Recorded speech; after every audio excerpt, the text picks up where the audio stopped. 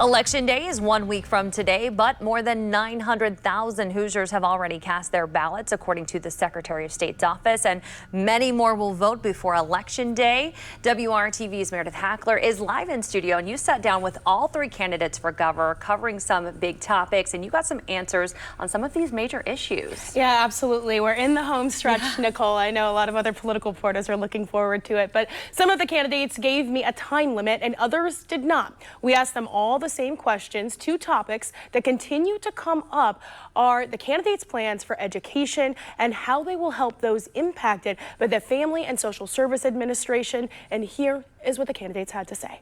Republican Mike Braun, Democrat Jennifer McCormick, and Libertarian Donald Rainwater have different ideas on how Indiana should move forward as a state when it comes to education.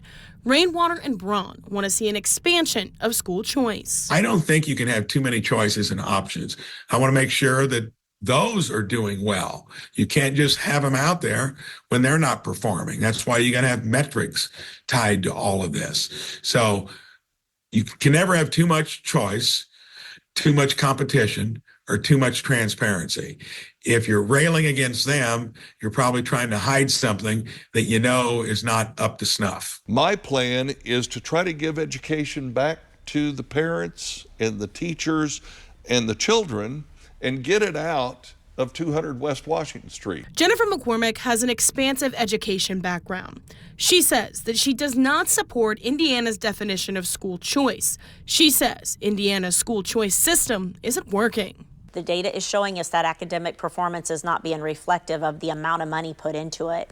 Right now, $1.6 billion is going away from traditional public schools where 90% of our kids attend into a very small percentage of our kids, and the program is just not showing results. So it's not about being anti a program just because. It's the data shows that there are issues. It's also about the lack of accountability with acceptance into the program. Families of children with complex medical issues and seniors are impacted by budget issues related to the Family and Social Services Administration. All three candidates plan to address FSSA. Healthcare is what I've spent a lot of time at. We're going to figure that out, and I'm going to find out who's doing well, who isn't within the agencies, and then get a plan to make sure they're running better. Simple as that.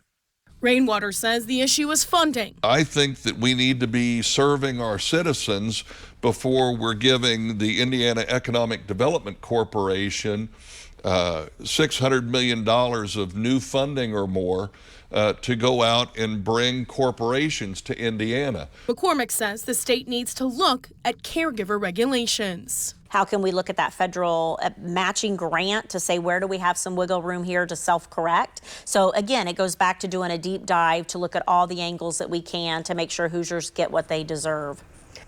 Each candidate also has a plan to reduce property taxes for Hoosiers, a very hot political topic these days. I'll have a link to that breakdown attached to this story on our website, and also the full interviews with the candidates are now available on our YouTube page. Nicole?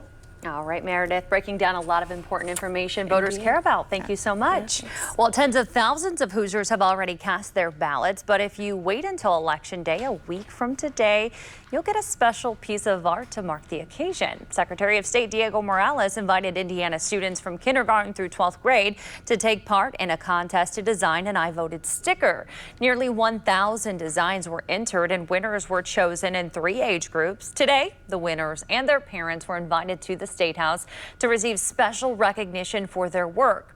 Riley Skinner from West Washington Junior-Senior High School in Campbellsburg was the winner in the high school category.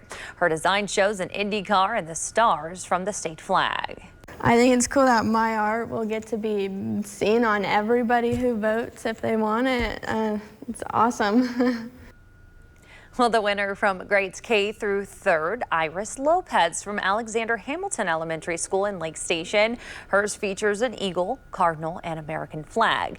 The 4th through 8th grade winner, Anna Rose Worthington from Zionsville Middle School. Her creation is in the style of a corn maze. Make sure to look for all 3 designs at the polls on Tuesday.